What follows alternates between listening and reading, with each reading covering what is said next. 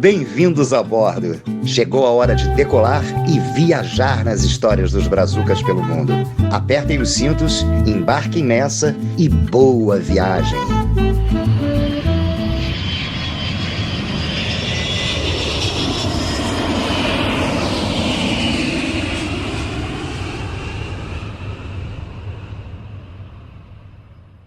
Bom dia, boa tarde, boa noite, caríssimos ouvintes. Sejam muito bem-vindos ao Brazucas pelo Mundo. Eu me chamo Fábio e hoje, nesse episódio, a gente tem como convidada uma curitibana que, embora morando no Canadá há 13 anos, não se acostumou nem um pouquinho com o frio canadense. E, pelo jeito, acho que ela não vai se acostumar mesmo. A gente vai conversar hoje com minha querida amiga Andréia Brito. Tudo bem com você? Tudo bem, Fábio, tudo bem. Prazer estar aqui. A gente vai começar pelo basicão. Conta um pouquinho da sua vida pra gente. Legal. Bom, então, sou curitibana, eu falo meu sotaque leite quente ainda. Estou aqui, então, no Canadá já há 13 anos, onde eu morei 11 na província de Quebec e 2 já agora na província de Ontário. Sou formada em administração de empresa. Também sou formada em técnica em telecomunicações. E aqui no Canadá eu sou consultora em segurança financeira. Eu tenho uma empresa que se chama Energia Seguros. E eu sou casada, tenho 2 filhos que nasceram aqui no Canadá. Nasceram na província de Quebec. Também tenho um podcast que se chama Dose de Energia. E é isso, resumindo assim rapidinho. Ideia assim, você começou como empresária aqui na cidade de Quebec e você agora, como a gente falou no início, você está na cidade de Milton, na província de Ontário, você está abrindo os braços para abraçar o Canadá como um todo, então o teu percurso é muito bacana como empresária brasileira de sucesso, mas eu queria fazer uma volta lá atrás e perguntar em que momento a ideia da imigração ela apareceu para você, deu aquele estalo, e em que momento você decidiu pelo Canadá? É interessante a pergunta. Sei lá se era a época, porque eu cheguei no Canadá em 2007. Antes disso, eu casei com o Marcelo em 2004 e a gente já tinha essa ideia de que a gente queria morar fora do Brasil. Mas não sabia que ia ser imigração, não sabia que ia ser. Na época ele tinha um primo que morava na Espanha. Tá, vamos pegar uma mochila e vamos para a Espanha. Foi a primeira ideia, na verdade. Só que, perto desse momento, assim, o primo e a esposa dele falaram pra gente de um programa de imigração para o Canadá, que, na verdade, a palestra era do Ministério da Imigração do Quebec, que nessa palestra você saberia um pouco mais sobre o Canadá, sobre o Quebec, como imigrar, o que precisava e tudo mais. E a gente foi na palestra e saiu de lá querendo ir para o Quebec no dia seguinte, assim. Foi bem loucura, porque a ideia de ir para a Espanha era mochileiro indo para a Espanha e ver o que vai fazer na vida, mas a ideia de imigração era já o que eles prometiam para a gente é a residência permanente, é você poder fazer tudo praticamente que um cidadão faz, menos votar, e foi assim que surgiu essa ideia do Canadá. E na época eu nem sabia que no Canadá falava francês. Não sabia. Sério? Nossa, não sabia. Eu sabia que eu ia... Porque a irmã do meu marido, a Cibele, minha cunhada, ela morou 8 meses aqui no Canadá, acho que é isso mais ou menos, e ela só falou inglês. E quando a gente foi para a palestra, a gente descobriu, eles falam francês lá. Aí descobri que eu ia ter que estudar também. Porque você não falava francês, zero. Nada, zero. Nem o ABC eu sabia em francês, assim. Então eu sabia que a partir dali eu teria que começar a estudar, para daí ver o que ia ser da nossa vida, para daí aplicar para o processo e tudo mais. Então, na época tinha uma entrevista que você fazia em francês no consulado canadense. Então, assim, a gente conseguia conversar, conseguia entender, conseguia falar, mas assim, não era nada super fluente. E a gente já tinha mais ou menos os textos prontos, né? O que ela ia perguntar, o que a gente ia responder. Se ela mudasse o roteiro das perguntas, um abraço, né? Exato. Não pergunta se vai chover, vai fazer sol, que daí já era. Mais ou menos isso. Então foi assim, porque Canadá meio que surgiu assim mesmo, como que foi a opção que apareceu na nossa frente e a gente abraçou e falamos, vamos. Tanto que a gente migrou com esses primos, a gente saiu do Brasil no mesmo dia, a gente morou com o nosso começo de imigração junto, fomos nós 4. E vocês chegaram em fevereiro de 2007 em Montreal, em pleno inverno canadense, que você não conhecia. Não, não, não. Eu tinha visto neve quando eu tinha 8 anos de idade, quando a gente morou na Alemanha, meu pai foi transferido para a Alemanha, a gente morou um ano lá. Era aquela neve que eu sabia, com 8 anos de idade. Quando cheguei aqui, tipo, tava frio, acho que no dia... Não sei se era no mesmo dia que a gente chegou, tempestade, que nós dois conhecemos, né, Fábio? É verdade. Então, tempestade, neve. Mas, assim, a primeira neve é a coisa mais linda do universo. Pode ser frio, pode ser gigante. Nossa, foi...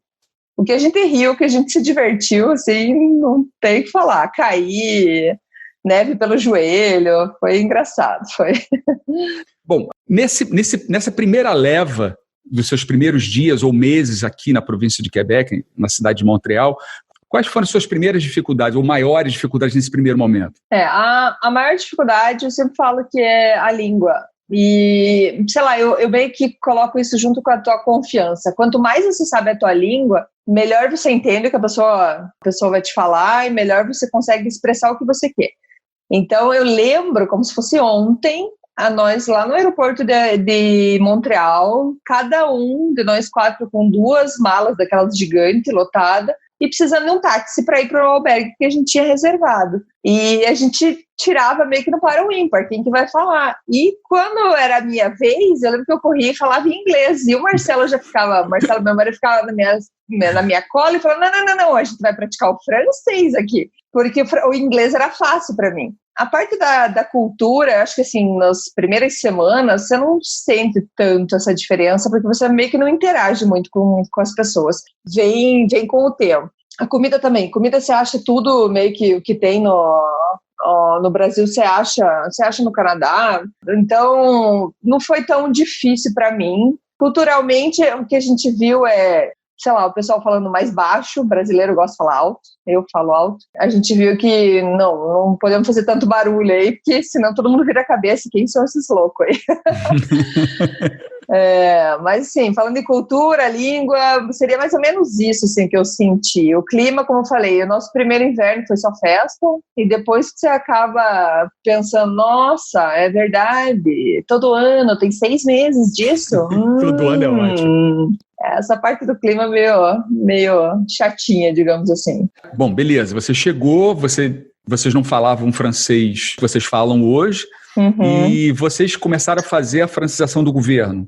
Isso, A nossa imigração, quando a gente decidiu vir, eu e o Marcelo, a gente nunca teve casa, nunca tivemos uma propriedade no Brasil. A gente morava de aluguel logo depois que a gente casou e vendeu um pouquinho das coisas que a gente tinha e viemos. Inclusive presente de casamento, que fazia pouco tempo que a gente tinha casado, então tudo que desse para fazer uma graninha ali, a gente foi vender. E viemos para cá. Quando a gente chega aqui, e a língua sempre foi muito importante para a gente, porque a gente sabia que para conseguir uma entrevista, para conseguir um emprego, a gente precisava estar falando bem francês. E então a gente foi fazer a francização. A gente ia dentro da universidade, tinham turmas só para imigrantes mesmo, e a gente ganhava, sei lá, $100 por semana, ou a cada 2 semanas, eu não lembro. Mas o dinheiro que a gente ganhava na francização era ridículo, assim, tipo assim, sou grata por cada centavinho que entrou, mas não pagava as contas, não pagava aluguel, não pagava comida. E esse começo de imigração é como uma torneira aberta, assim, sabe? É como um balde com um buraco gigante onde a água tá saindo, cara, e vai acabar uma hora, a água inteira acaba. Aí começou a ficar complicado, porque a gente tinha o dinheirinho contado pro aluguel, tinha que pagar o ônibus, tinha que comer. Então, chegou que o nosso dinheiro estava muito pouco mesmo, a gente começou a buscar recursos em banco alimentar. Isso foi um amigo nosso que comentou que existia isso no Canadá, e graças a isso a gente, a cada, acho que umas 3 vezes por semana, a gente ia em banco alimentar, com mochila nas costas, pegava ônibus, metrô, às vezes era 2 horas para chegar no lugar, depois voltar com a mochila cheia. Nossa, eu sou muito grato por essa experiência. A gente ganhava pão, fruta, iogurte, e na maioria das vezes a gente tinha produtos vencidos. Então, comia iogurte vencido, bolacha, biscoito, não vamos entrar no assunto. Ok, bolacha. Tipo, carioca e curitibano vai falar sobre bolacha e biscoito, agora não vai rolar. Aí, mas assim, a gente ganhava muita coisa, eram doações que essas organizações recebiam e nós podíamos ir lá e buscar de graça. E eu lembro de várias vezes a gente ganhar saco de pão assim, onde o pão tava todo embolorado. Cara, a gente cortava a parte do mofo, jogava essa parte do mofo fora e continuava, e comia o resto. E foi por um bom tempo, assim. Nesses momentos que eu acho que foram os momentos mais enriquecedores da nossa vida. Porque eu falo, eu saí do Brasil, eu não tinha uma condição ruim, nunca fui rica, nada, mas hoje eu dou valor para cada grão de arroz que está sobrando na geladeira, entendeu? Quando eu voltei pro Brasil a primeira vez, que eu via que o pessoal, assim, no almoço come isso, na janta já come outra coisa, o que vocês vão fazer com o resto do almoço? Eu entrava em pânico, como assim? Então, isso me ajudou a crescer bastante. Eu lembro de chorar no meio da rua, porque a gente não tinha dinheiro para comprar uma garrafa de água, sei lá. Até lembrei de uma história engraçada agora, que eu e o Marcelo, a gente sempre foi muito fã da Fórmula 1. E quando a gente mudou, a gente não tinha televisão. E outra, né? A gente achou, em 5 dias, morando no albergue, a gente achou um apartamento para morar. Só que daí o apartamento tá vazio. Então a gente precisava de colchão, a gente precisava de lençol, a gente precisava de um sofá. E já não tinha dinheiro para isso. Então a gente dormiu em colchão de ar durante 4 meses. O sofá que a gente tinha em casa a gente deixou na rua, porque aqui no Canadá é comum, as pessoas não querem mais coisas, eles colocam, né, na rua. Então a gente pegou sofá na rua, pegamos cadeira, mesa. A gente foi aos poucos montando a nossa casa, senão a gente sentava tudo no chão. Era esse o nosso jeito. Voltando para minha história, a gente queria escutar a Fórmula 1 e quando a gente conseguiu internet em casa, porque isso também foi uma coisa que demorou, a gente queria falar com a família, a gente ia na biblioteca para falar com a família e tudo mais, e teve dias que a gente acordava cedo para escutar a Fórmula 1 pelo rádio, assim, para saber o que estava acontecendo. E um dia a gente falou, vamos num restaurante aqui que acho que vai passar. A gente tava andando, acho que esse dia foi de tarde, sei lá, e vimos que tava passando no restaurante no telão. E entramos e sentamos. E não pedimos nada, claro. Né? Os dois duros, não tinha dinheiro pra nada. Aí chegou a garçonete, ela falou assim, vocês vão pedir alguma coisa? A gente, não, obrigado. Aí ela olhou assim, vocês só podem ficar aqui se vocês pedirem alguma coisa. Aí a gente se olhou, contamos as moedinhas. Sério, eu lembro da gente contar a moedinha. E a gente falou assim, tá, pede uma cerveja. A gente falou, uma cerveja dela, só uma? A gente, sim, só uma. Aí ela trouxe uma cerveja, só que a gente não conseguiu estender aquela cerveja até o final da Fórmula 1, até o final da corrida, ó. E daí ela veio perguntar se a gente queria mais nada e meio que falou pra gente, vocês têm que sair. Vocês não vão comer, vocês não vão fazer nada. Sério. E o que eu mais acho sacanagem é que tava vazio o restaurante. E ela fez a gente sair de lá. E aquilo ficou marcado, porque nem tip a gente deu, nem pourboire a gente deu pra mulher, assim, porque a gente não tinha. Então foi coisas que a gente até porque ela também não mereceu, né, cá pra nós. Exato. Mas tudo bem. Então, assim, a gente passou alguns apuros, assim, por falta de dinheiro, mas, como você fala, foi super enriquecedor e fomos buscando atrás, como melhorar, o que fazer, porque assim, o nosso objetivo era fazer o francês, não adiantava a gente cortar o francês no meio e daí não conseguir emprego, então a gente focou bastante no francês. Eu também fiz um trabalho de manicure, eu trabalhei com manicure. Era isso, eu ia falar nisso, porque é muito comum um preconceito do brasileiro em geral em relação a esse tipo de profissão. E você me contou que aqui você trabalhou com manicure. Uhum. Conta um pouco como é que você chegou a ser manicure em Montreal? Então, uma coisa que eu, na época, quando a gente migrou, não tinha tanta informação que é tão fácil hoje você saber pelo Facebook e tudo mais. Mas eu lembro que, não sei como que eu soube, acho que, lendo blogs, eu lia muito blog de gente que morava aqui, que falava que fazer unha no Canadá era muito caro. E outra, que elas não tiravam cutícula. Nós, brasileiras, gostamos de tirar a cutícula para fazer unha. E eu sempre gostei de fazer manicure, eu fazia da minha mãe, das minhas irmãs, mas assim, só entre a gente, mas se não eu tinha manicure, eu ia na manicure quase toda semana e tal, e resolvi fazer um curso de manicure antes de vir. Eu falei, pelo menos a minha eu vou me salvar. E na francização eu tinha uma amiga que a um certo momento ela falou, eu queria tanto achar uma manicure e tal. Eu falei, olha, eu sei fazer unha, se quiser eu vou na tua casa e faço pra você.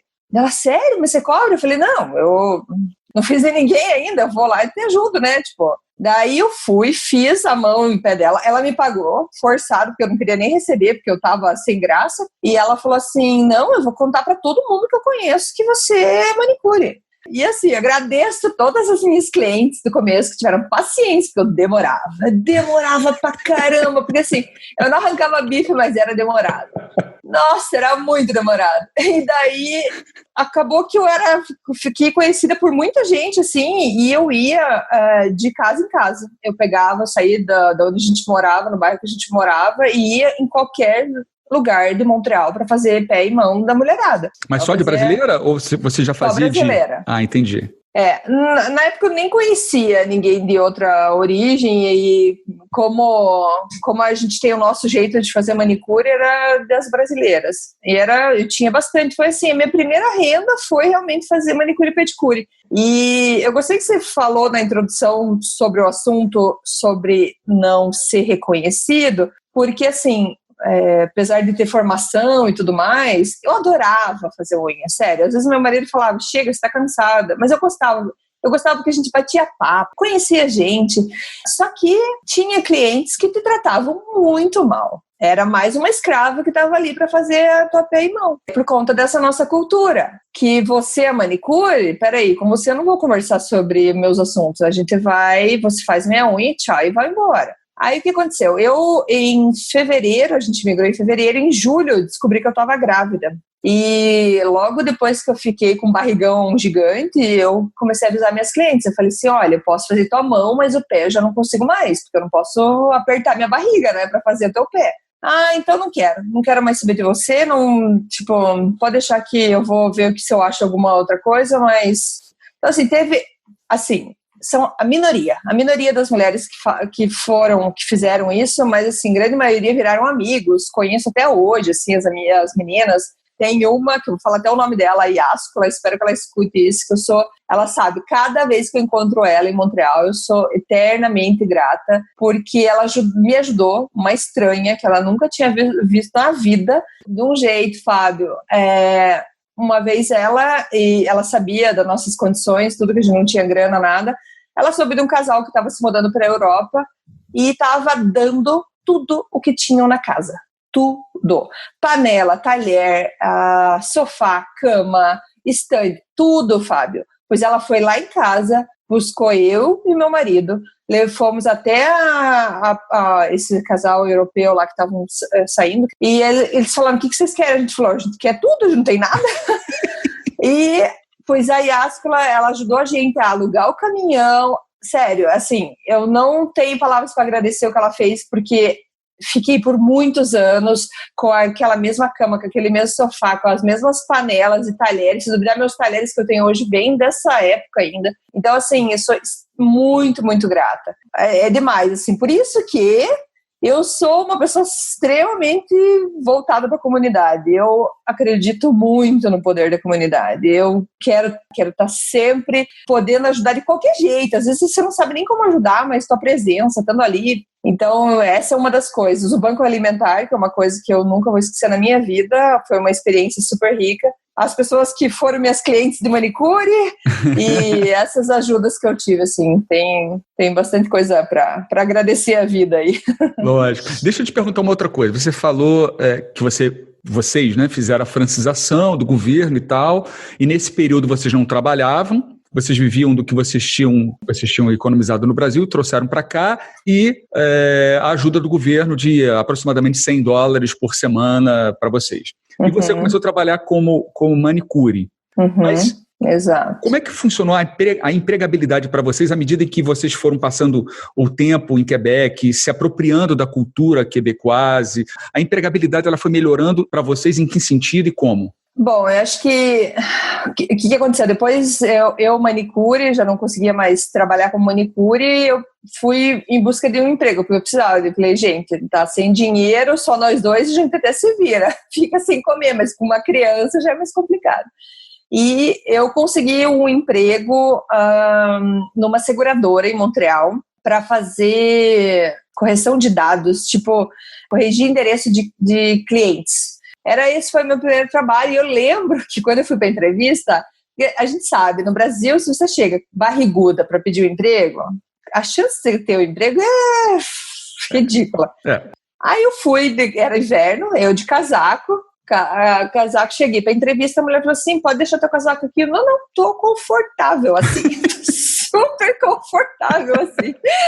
E era para uma vaga de período, como tu fala, não é temporário, né? Não era permanente e tal. Fiz entrevista com ela adorou. Com o casaco de inverno. Com o casaco de inverno. Fiz a entrevista, consegui a vaga. Acho que, sei lá, menos de uma semana depois eu já estava trabalhando.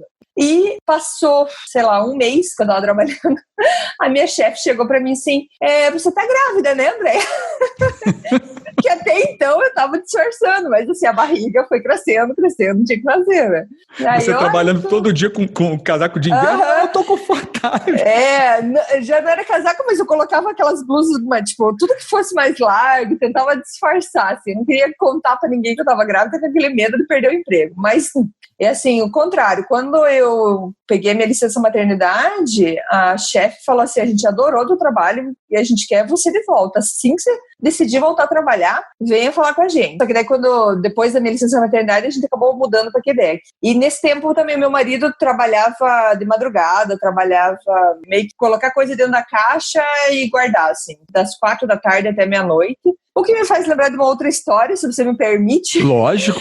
Porque a gente acha, né, qual que era a minha ideia? Mudei para o Canadá, mudei para o paraíso. Acontece que eu grávida, acho que estava voltando do trabalho, já era 8 horas da noite, eu estava voltando na casa de uma amiga e conversando com o Marcelo, que era intervalo dele, eu estava conversando por telefone com ele para até eu chegar à porta de casa. Eu falei, vai falando comigo, porque já está noite e brasileira ainda com medo de tudo, né? Eu falei assim, a hora que eu chegar na porta de casa, a gente desliga, tá? Daí você volta a trabalhar. Beleza. No que eu desliguei o telefone, olhei pra minha porta de casa, ela tava toda arrebentada. Eu encostei a mão na porta e olhei lá pra baixo, a luz não estava acesa, mas a minha casa estava toda arrombada. Entraram na nossa casa e assim, cara, a gente não tinha um ano de Canadá. O pouquinho que a gente tinha, eles levaram. Levaram tênis, mochila, levaram aparelho de som, que a gente tinha ganhado do primo do Marcelo, levaram joias minhas. Eu nunca fui uma pessoa de ter joia, mas eu tinha correntinha e brinco que eu ganhei de 15 anos, que você ganha de família, levaram. E deixaram só os nossos passaportes em cima da cama, tipo assim, ó, sou bonzinha, eu tô te deixando teu passaporte. E pra mim, aquela foi uma experiência mais difícil, cara, porque o paraíso desmoronou. Imagino. Eu nunca fui assaltada em Curitiba. Aí você ter tua casa arrombada, destruída, foi uma decepção gigantesca. Aí roubaram o cartão de crédito, roubaram meu NAS, meu número de seguro social, que aqui no Canadá, para quem não sabe, é que nem o CPF no Brasil. Assim, motivos pra gente querer voltar pro Brasil, a gente tava cheio, assim, sabe? não tava faltando, não. Então, isso me faz entrar numa outra pergunta. Como você está descrevendo, vocês tiveram várias dificuldades e tal, assim, não é fácil para quem está de fora. Existe aquele olhar glamouroso de que você está indo para o Canadá, país super desenvolvido, primeiro mundo e tal, e você já descreveu uma série de dificuldades que os imigrantes, de uma forma geral, passam, e você, de uma forma especial, passou com a sua característica arrombada. Bom, dentre as suas características pessoais, qual ou quais dessas características você acha que são mais presentes, que te fazem sempre avançar, superando essas dificuldades, esses obstáculos e avançando sempre? Eu acho que é meu otimismo. Tipo, eu sou uma pessoa super otimista. Uma vez até minha filha falou, mamãe, você é otimista demais, às vezes. Mas isso me faz acreditar que se eu passei por aquilo, é porque eu vou estar mais forte no próximo tombo, entendeu? Eu vou levantar mais rápido. Eu não passei tudo que eu passei para parar agora, né? Então vamos. Uma coisa também que eu acredito muito nas pessoas. Eu tenho essa capacidade de não ter rancor. Até quem roubou da gente, que fez tudo isso que fizeram com a nossa casa, eu penso, cara, se a vida tá difícil pra mim, imagina pra essa pessoa que precisou arrombar minha casa e pegar todas minhas coisas. Eu acho que todas essas experiências que a gente teve no início me fez amadurecer muito rápido. porque eu cheguei aqui com 26 anos, de repente tava ali a vida e vai, corre e sobrevive. Entendi. Aproveitando que você falou que está há 13 anos no Canadá e passou por uma série de dificuldades e tem esse teu lado otimista muito presente, que a tua filha disse que inclusive é exagerado. Se você encontrasse com alguém agora e te perguntasse, Andréia, eu quero fazer a mesma coisa que você. A primeira coisa sempre que vem na minha cabeça é a língua, porque aquilo é a base de tudo. Uma coisa que eu digo para quem quer imigrar é assim, olha, o cara que vai te contratar lá, ele não conhece a faculdade que você se formou, ele não conhece a empresa que você trabalhou. Então, assim, apesar do seu currículo ser lindo e maravilhoso, a pessoa que vai te contratar, ela está contratando por empatia, porque gostou de você realmente, do teu perfil, da tua personalidade. Sim, você tem algumas informações no teu currículo, mas ela vai ter que acreditar que aquilo é real. Mas esteja disposto a baixar de nível de cargo, digo assim, se você já subiu, já é gerente, diretor e tudo mais, pense na possibilidade de recomeçar, porque realmente é um recomeço e leva tempo. Então, a ansiedade, eu sou uma pessoa extremamente ansiosa e sobrevivi, então digo, você está ansioso, vai passar. Outra coisa que eu acho super importante é você tá entrando na cultura dos outros e não os outros entrando na tua. Com o tempo a gente vai se misturando com a galera, assim, mas saiba que, nossa, que ridículo o jeito que eles fazem entrevista. Nossa, mas me perguntaram isso. Cara, você chegou aqui, meio que você vai ter que se adaptar a isso. Se um dia você quiser mudar, você vai ter que mostrar teu trabalho e tudo mais. Então é isso. Se você imigrou, mergulha no Canadá ali e veja o que tem, entendeu? E de vez em quando dá uma espiadinha nas tuas coisas que você gosta do Brasil, mas mergulha aqui. Entendi. Daí agora a gente vai entrar num momento que eu adoro, que eu chamo de Oscar King Kong. Porque assim, não tem jeito, né? Todo imigrante vai pagar um mico, às vezes até um gorila. Uhum. Qual aquele que você poderia contar pra gente? Tá, eu vou me permitir contar 2 curtinhos para você. Lógico, vamos nessa. O primeiro foi logo que a gente migrou. Então, assim, dia 2 de Canadá. Estávamos no albergue, nós 4, que viemos de Curitiba, café da manhã, sentando e tomando chimarrão. Então, imagina a cara das pessoas olhando pra gente tomar um negócio cheio de erva. E de repente, as pessoas entravam na sala onde a gente estava, olhando com uma cara diferente, até que um teve coragem e chegou assim, isso daí é droga? Vocês vão ficar doidão daqui a pouco? Bem assim, porque como era um albergue, tinha muito jovem lá.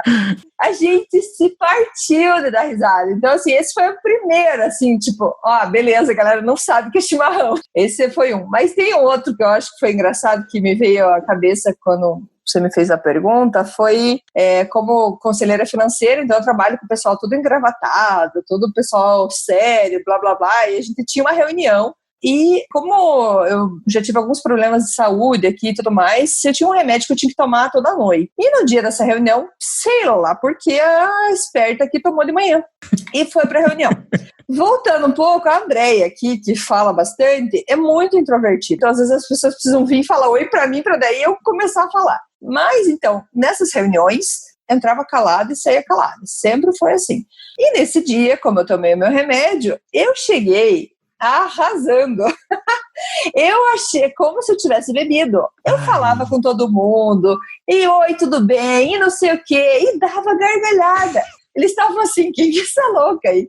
Então esse dia ficou marcado para mim, porque foi a partir desse erro que eu tive, que eu comecei a conversar com muita gente no meu trabalho, porque eu parei de ser introvertida e comecei a conversar com o pessoal, mas tudo por causa do remédio, que parecia uma bêbada, 9 horas da manhã. Mas você continuou tomando remédio?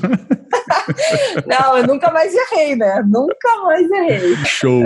Daí, agora um outro momento bacana, que eu gosto bastante, que é o que a gente chama de momento VaptVupt.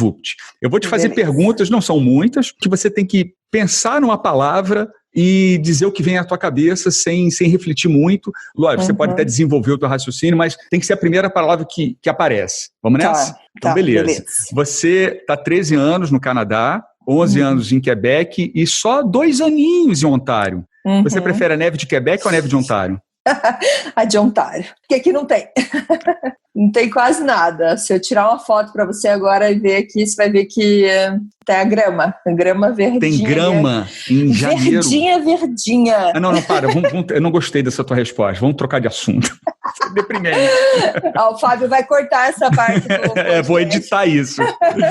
Agora, vamos lá. Outra. Saudades de quem ou do quê? Família. Eu sempre falo, não tenho tanta saudade do Brasil em si, eu tenho saudade das pessoas, que acho que as pessoas que faziam o Brasil para mim, né? Então é isso. Beleza. Uma palavra. Coragem. Coragem é uma palavra que eu gosto, porque com coragem quer dizer ação, mesmo tendo medo. Quem tem coragem não quer dizer que essa pessoa não tem medo. Não, ela tem medo, mas vai lá e faz do mesmo jeito. Coragem. Beleza.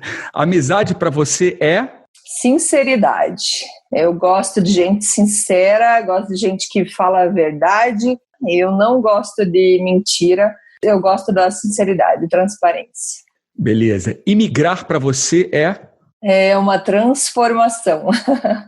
Gente, tudo que eu passei no começo da imigração aqui, eu jamais passaria continuando a minha vida em Curitiba. E eu jamais teria me tornado a Andréia que eu sou hoje se eu não tivesse passado. Show! Déia, agora eu quero que você me fale quais são os seus projetos de curto, médio, longo prazo, que você se imagina fazendo daqui a algum tempo. Eu tenho um sonho grande de me tornar palestrante. Adoro participar de palestras, escutar histórias das outras pessoas e eu gostaria de contribuir com a minha história, com a minha experiência para outras pessoas. Tem meu livro também, que eu pretendo lançar esse livro logo. Não tenho Show, mas é contando a sua história ou contando toda a minha história de imigração. Que maneiro! Tem também um livro que eu estou traduzindo de um quebecois, que deve lançar esse ano. Mas você pode falar o nome dele ou por enquanto Sim, o nome dele é Daniel Blouen. Okay. Ele tem um livro em francês que se chama Sortie de Zone, ou Breakout, então eu estou bem feliz de fazer isso. Então esses são os projetos aí. A Energia Seguros também, o nosso projeto é expandir ainda mais. Hoje 90% dos nossos clientes são brasileiros e eu quero fazer mais propaganda e mostrar nosso trabalho para as pessoas que estão aqui. A gente tem clientes de várias origens, então a gente quer fazer mais, chamar mais pessoas para dentro da empresa. Déia, eu gosto muito do Roberto Carlos, eu sei que vai ter gente que vai falar, nossa, que coisa brega e tal, mas eu adoro Roberto Carlos. E eu gosto muito da música Emoções. Então, aproveitando a deixa do Rei Roberto, quem você gostaria de agradecer a uma pessoa ou a várias pessoas, em especial por terem te apoiado direto ou indiretamente na imigração? Primeiro é meu marido, o Marcelo. Agradeço ele por estar no sonho comigo. Apesar de tudo que eu passei, eu tive meus momentos de depressão e estava sempre ali do meu lado e talvez não teria chegado onde eu cheguei se ele não fosse por ele. Agradecer a minha família no Brasil, que apesar da gente deixar eles lá chorando, com o coração na mão, eles falam, não, vai lá e descobre esse mundo que você quer descobrir aí. Show! Agora a gente vai fazer um jabá. Como é que as pessoas podem interagir contigo? Se você tem... Eu sei que você tem o teu site, energiaseguros.com. É .com ou é .com.ca? .com, ou pode ser... A gente fez um mais simples agora, que é goenergia.ca. Pode ser pelo meu Instagram, que é dea.brito, com 2 T's, dea.brito, ou Instagram do Dose de Energia, do Dose de Energia, dose.de.energia. E da Energia Seguros pode ser nosso site, sim, como se falou, Go Energia, então Go Energia, tudo junto, .ca. Aproveito para falar, não importa aonde você esteja no mundo e para onde você vá no mundo, a gente tem uma solução de seguro para você. Déia, agora a gente está começando a se preparar para entrar pelo portão de embarque. Eu queria que você dissesse para a gente uma frase ou uma mensagem inspiradora que também pudesse inspirar quem está ouvindo a gente. Eu diria, você não está sozinho. Se você caiu, está desapontado, está triste, desanimado com a vida, saiba que tem muita gente que te ama, que está te olhando e esperando você levantar e continuar. E se é isso que você quer, cara, agarra forte esse sonho aí, como se fosse o teu bebê, ninguém encosta e cuida dele. Andréia, muitíssimo obrigado por ter participado aqui com a gente do Brazucas pelo Mundo, que você tem um sucesso gigantesco na tua carreira, nos teus projetos. Muitíssimo obrigado. Imagina, Fábio, eu que agradeço. Desde o começo do projeto de vocês, sempre achei alucinante a ideia. Eu acho que é super válida e vocês têm muito sucesso, que é um podcast gostoso de escutar, com histórias de pessoas que a gente nem sonha que existem, que estão por aí. Então, muito obrigada. Para mim foi um prazer meio que mergulhar nessa minha vida desde o começo aí. Foi bem gostoso. Muito obrigada mesmo. Show de bola, Déia. Galera, então agora a gente está embarcando, está deixando a Andréia em Ontário, está embarcando para uma nova viagem e logo a gente vai estar por aí conversando com outro brasileiro, outro brazuca pelo mundo. Até lá. Partiu, galera. Valeu!